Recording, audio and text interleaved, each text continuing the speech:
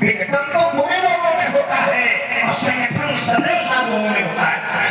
देखिए साधु पुरुषों का समस्त त्रैलोक्य के साधुओं का एक मत हो गया, बोले सबका मत भगनायक नेहा। एक का मत नहीं, सबका मत है कि करिए राम पद पंकज नेहा। ये किसी एक का मत है। क्या दूसरा विद्वान इसका विरोध करता है? क्या किसी दूसरे संत ने इसका खंडन किया कि राम के चरणों से प्रेम किया? समस्त सबका मत है कि सबका मत भगनायक नेहा और करिए राम पद पंकज नेहा। जब ये सिद्धांत निकाला गया, इसकी विवेचना की गई, इसका मंथन किया गया, तो निर्णय ये आया कि सब कर्म तब सब कर्म है। तो अच्छे लोग क्या करते, इतने जल्दी मत में समर्थन नहीं करते, जब उसका विचार कर लेते हैं और जो यदि वास्तव में उसमें अच्छाई होती है तो अच्छे उसके समर्थन कर देते हैं। ये अच्छे लोगों का नियम है। और बुरे लोगों का नियम ये है कि बिना विचारे निर्णय ले लेते हैं, इसलिए उन्हें संगठन और विघटन होने में देर नहीं लगती। चलिए लक्ष्मण ने हमसे एक प्रश्न और कर दिया। लक्ष्मण ने कहा ये बताओ, अपराध समाज में किया जाता है कि अलग होकर किया जाता है? ये सामर्थ्य पर आधारित है। अपराधी की सामर्थ्य देखी जाती है। अपराधी सामर्थ्यवान है तो भली समाज में अपराध करता, और यदि सामर्थ्यता में कमी है तो चोरी करके अपराध करता। जैसे आगे कोई इतिहास बता देना, मैं इतिहास का प्रमाण दे रहा हूं। एक राजा के बड़े दरबार में पूरा दरबार बुलाया गया और फिर एक माली को निरुष्ट करने का प्रयास किया गया। ये इतिहास याद कर दे रहा है कि समाज में अपराध कराया जा रहा है, क्योंकि वो अपराधी सामर्थ्यवान, उसमें सामर्थ्यता है कि कोई मेरा विरोध नहीं कर सकता है, तो भरे दरबार में अपराध कर रहा है। तो अपराध अपराधी की सामर्थ्यता पर होगा कि वो कहां करता है। चलिए अब लक्ष्मण ने जितने बिंदु रखे, हमारा तर्क ये था कि राम विरोध में हमारा जीवन थोड़ा है, हम राम विरोधी थोड़ा है, हमारा विरोध भगवान शंकर के धनुष तोड़ने वाले का है। तो यदि वो वही राम है, ये धन्यना हमारी बात सुन के उत्तर करना अच्छी बात होगी। हमने कहा था कि जिस राम को तुम वो राम मान रहे हो, तो यदि वो राम है तो हमें एक कहीं से हमारा उदाहरण दे देना कि उस राम ने कभी भी भगवान शंकर का जो हो गया है उसका कहीं खंडन किया हो, तो हम मान लेंगे आज उसी राम ने भगवान शंकर का धनुष तोड़ा। क्या वो जो राम है जिस सत्ता की तुम चर्चा कर रहे हो, उस सत्ता ने कभी भगवान शंकर के होने वाले का कभी विरोध किया हो, हम स्वीकार कर लेंगे। या तो ये कहते हो धनुष भगवान शंकर का नहीं था, या ये कहते हो कि धनुष ने अपराध किया था, हम तुम्हारी बात स्वीकार कर लेंगे। ये कुछ नहीं, दुनिया का बगीचा लगा रहे। या तो ये बता दो कि धनुष ने ये अपराध किया था, क्या वो राम अपराधी को भी दंड देता? तुम लोग बताओ, जिस राम की ये चर्चा कर रहे हैं, क्या उस राम ने अपराधी को भी कहीं सुनाया है? तो फिर धनुष को तोड़ा क्यों?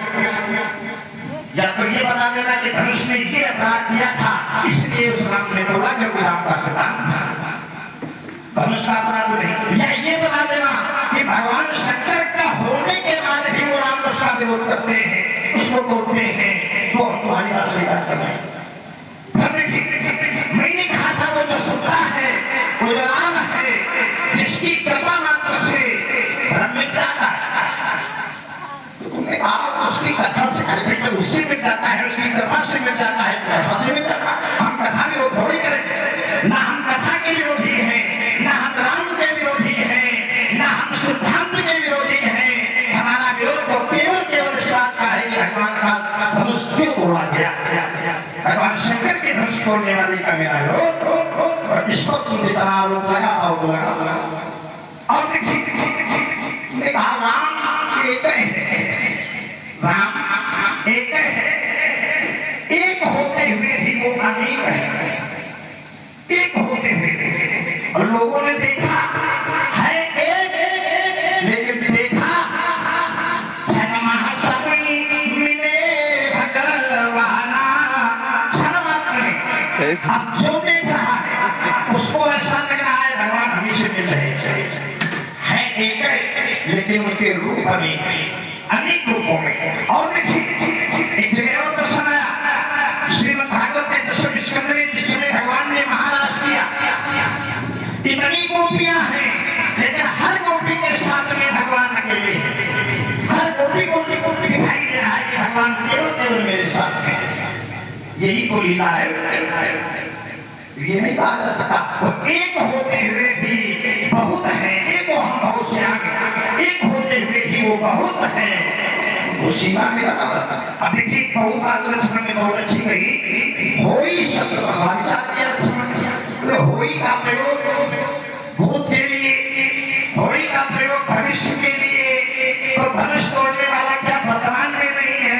और बोले फिर एक संत को आगे करके लक्ष्मण ने उत्तर किया कि जब तक धनुष रहा तब तक तोड़ने वाला रहा, अब धनुष नहीं तोड़ने वाला नहीं। ये बात कुछ समझ में आई है? क्यों तुम लोगों के समझ में आई? अच्छा ये बताओ, कोई व्यक्ति किसी को मार दे और बोले जब तक वो मरने वाला व्यक्ति था तब तक हमारा उसको हमारा अपराधी था, हम उसके अपराधी थे। अब वो मर गया, अब हम अपराधी होगा। अब हम कहेंगे अपराधी वो मर गया, वो मर गया, जिसको मारा जाए वो मर जाए तो हम अपराधों को हो गए। ऐसे होगा?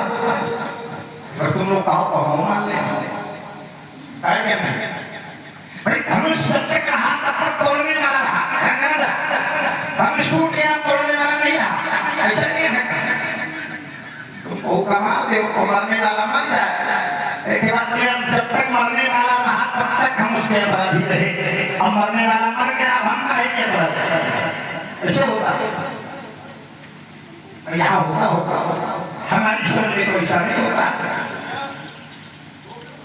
और लक्ष्मण ने कहा कि पंडित जी धनुष तोड़ने वाले ने हमारा ये तथ्य था, धनुष तोड़ने वाले ने भगवान शंकर के धनुष को तोड़ा तो किसान हाथ में तोड़ा।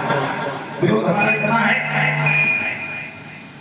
ये हमारा कोई जायदादी विवाद थोड़ा है ना, हम इस तरह का विरोध कर रहे हैं। विरोध तो इस बात का है कि धनुष भगवान शंकर का है ना, तोड़ने वाले ने तोड़ा है और फिर भी तुम उसको अच्छा कह रहे।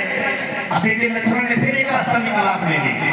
बोले चलिए बताओ, जो अपराधी होगा उसकी बात देवता बुला के कहेंगे कि तुम बहुत अच्छे हो। देवता यही करते हैं, देवता यही करते हैं।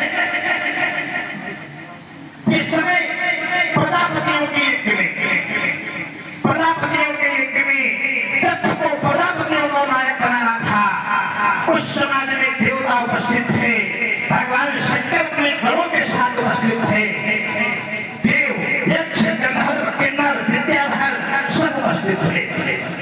और भगवान शंकर अपने भजनानंद में होकर के दक्ष के आगमन को नहीं जान पाए, तो राजा दक्ष ने भगवान शंकर का घोर अपमान किया।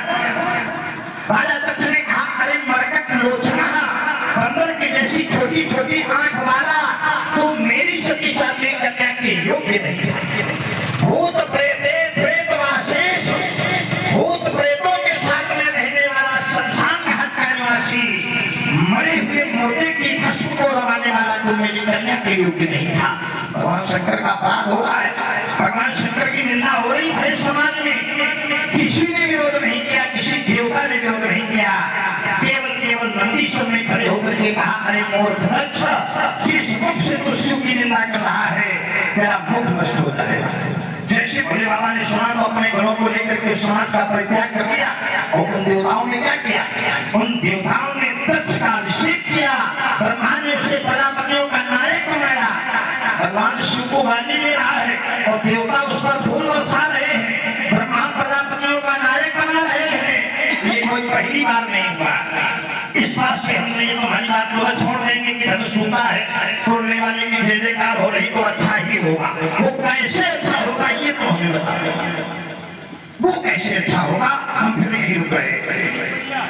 बहुत सुंदर, पर आपने कुछ ऐसे शब्दों का प्रयोग किया जिनका हम प्रयोग नहीं चाहते थे संवाद के मध्य में। हमने कहा था कि बहुत सुष्ट मन से, बड़े सुधी मन से चिंतन और स्वाध्याय की आवश्यकता है। तो आपने कहा कि ये तुम पर भी ये लागू है, ये आपका अवसर बन जाता है कि हाँ हम पर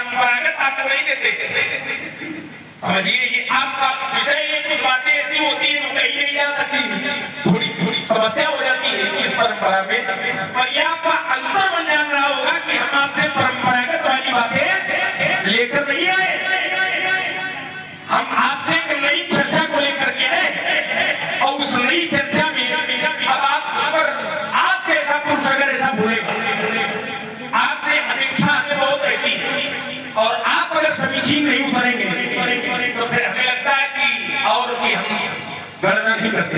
आइए थोड़ी बातें हमारी आपकी हो रही थी, आपने उन बातों पर अपना पूरा प्रकाश डाला, आपने राम शब्द को उठाया, आपने कहा क्या भाई आप लोगों ने समझा।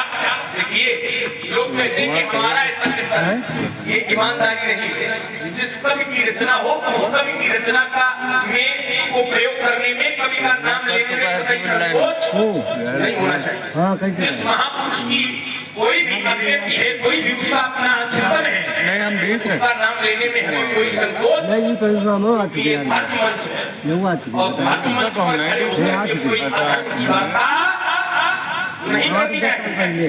इसलिए मैंने कहा था ये कुर्सी रहते हैं, अच्छे लोग बैठे, चिंतक लोग बैठे। प्रणाम के जीवन की एक विशेषता है, कमी नहीं जो आप समझ में नहीं है। मगर तुम भाई जो कमी जो 43 साल का है, राम ने आपसे दास क्यों कहा, ये होई क्यों ये कहा, तो एक दिन पकड़ लेते। कि चौपाई का अर्थ आप कैसे घटित करेंगे, वो पकड़ लेते ना जहाँ अगर इस चौपाई का अर्थ ऐसे घटित करेंगे कि होई के हुए दास तुम्हारा, तो फिर ये आज्ञा मांगने वाला कौन है। अगर दास को होई के साथ लगा दोगे तो फिर ये आज्ञा मांगने वाला कौन है, वो है चाचा की मुखिया। भाई दास के लिए तो नियम है ना कि आज्ञा सर्व सुसाहिब सेवा, आज्ञा दास कहता है, सेवक कहता है कि जो तुम्हारे अनुशासन पाओ, अनुशासन माने आज्ञा, तो दास और सेवक तो आज्ञा मांगता है। और आपसे कह रहा राम जी कह रहे कि आए सुखा कहीं कि वो ही, तो ये मांगे बंद करेगा तुम्हारा बंद हुआ। ये दास के साथ शब्द आज्ञा लगाइए और धनुष तोड़ने वाले के साथ होई लगाइए। रामचरितमानस की बहुत सी ऐसी चौपाइयां हैं लाल वाले चप्पल हो रखी है हवाई वाली लाल वाली आशीष कोई इतना बहुत बड़ा आदर्श नहीं है। कहाँ वैसे चढ़े रहे वैसे हुई है उधर जहाँ चढ़ा जाए अवेले आइए ऐसे आप बैठे हो आनंद देव को दूसरी बार तीसरी बार वहां गई यही प्रोग्राम के कैसे आप करोगे, हमारी आपकी बात चल रही है, समझिए गहराई से समझिए, ऊपर ऊपर पत्तों पर बात कर करिए, थोड़ा दूर से करके करिए। चौपाई है आपने क्या चौपाई है, एक चौपाई में आपको दे रहा हूं। जैसे अगर अर्थ घटित करना हो, अर्थ को लगाना हो तो कैसे लगाया जाएगा। एक चौपाई रामचरितमानस की है और वो जन सामान्य में व्याप्त है, और वो चौपाई क्या है वैसी। आइए आप बैठिए, बड़ा उत्सव देव जरा बड़ा जाने तक याद है, लेकिन जब ये मिलते हैं तो वाक्यों में हृदय से सुख मिलता है। मुझे लगता है थोड़ा कि लोग मैं यहाँ को कोई ना हो कि पूरे प्रसाद में मिलते भैया का हमारे प्रसाद बेकार करने के हम लोगों का प्रसाद, हाँ प्रसाद सही चाहिए ना। खेल तभी अच्छा होगा जब सब खिलाड़ी मजबूत होंगे, खेल तभी जीता जाएगा। क्या है जब भाई सभी लोग पढ़ते हैं, क्या पढ़ते हैं